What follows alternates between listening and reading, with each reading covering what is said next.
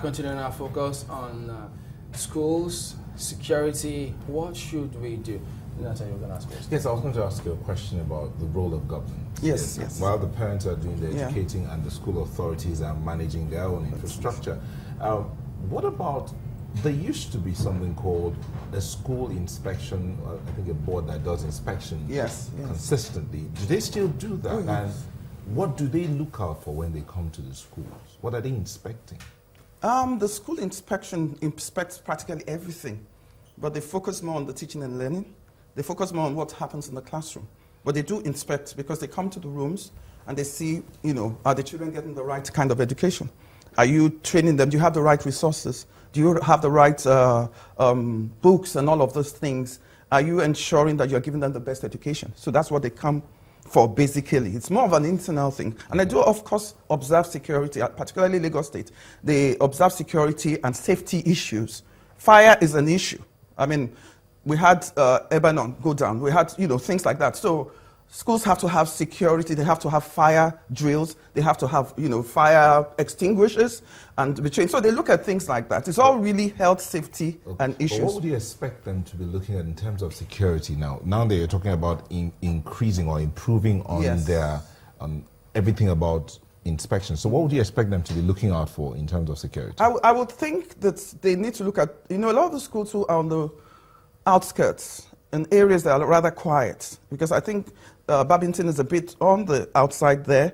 There's a need for, I would say, there must be some increased security.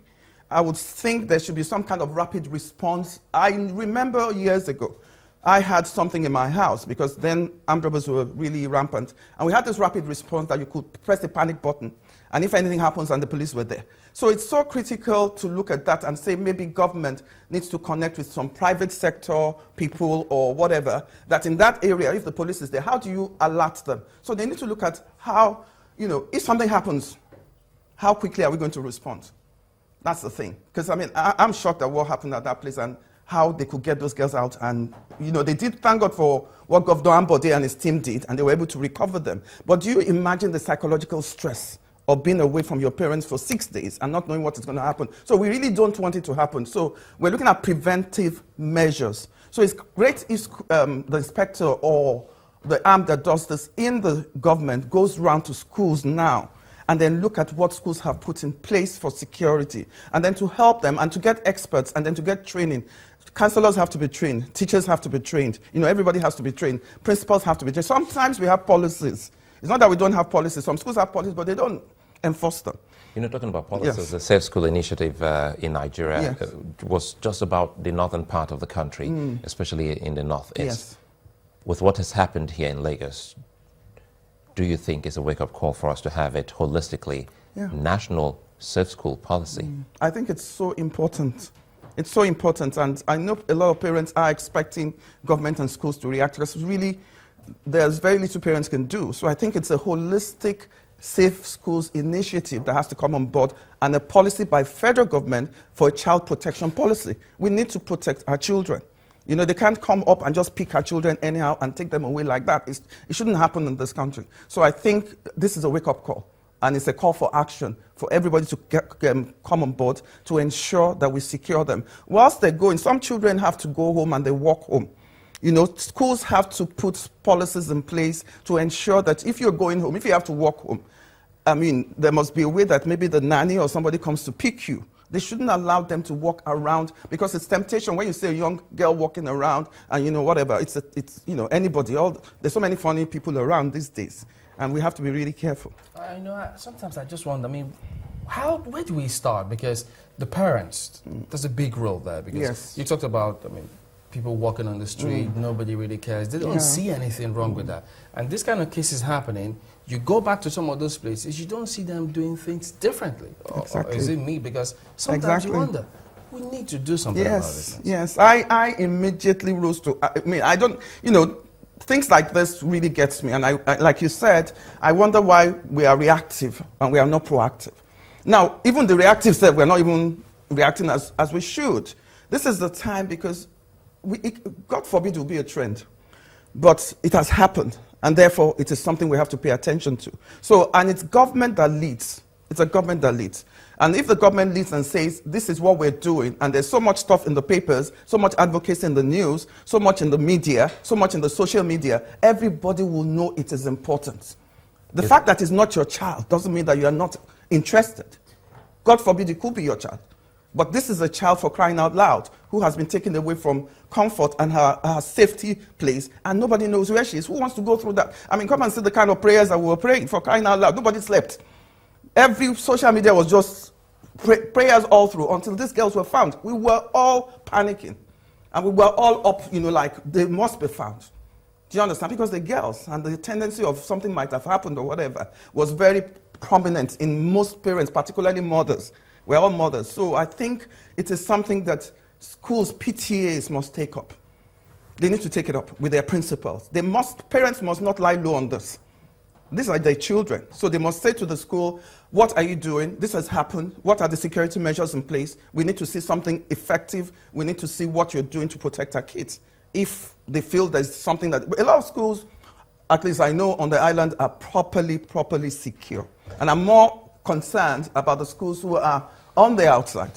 Do you understand? Because they're, it's not as whatever. So that government has to pay attention and look at everybody holistically, and then let us have policies that would, stop this from happening.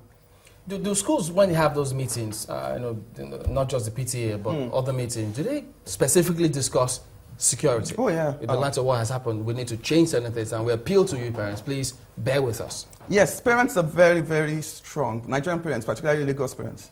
When it comes to PTAs, they speak up and they say things. They really come, and they are very involved in their children's lives, in their schools' lives. So I know parents will take it up in most schools, and then, but also parents are, we had incidents of, we had a couple of years ago, this young girl or boy they were going to school and they were taken away by their drivers. So parents also have to, because abduction is not just from schools.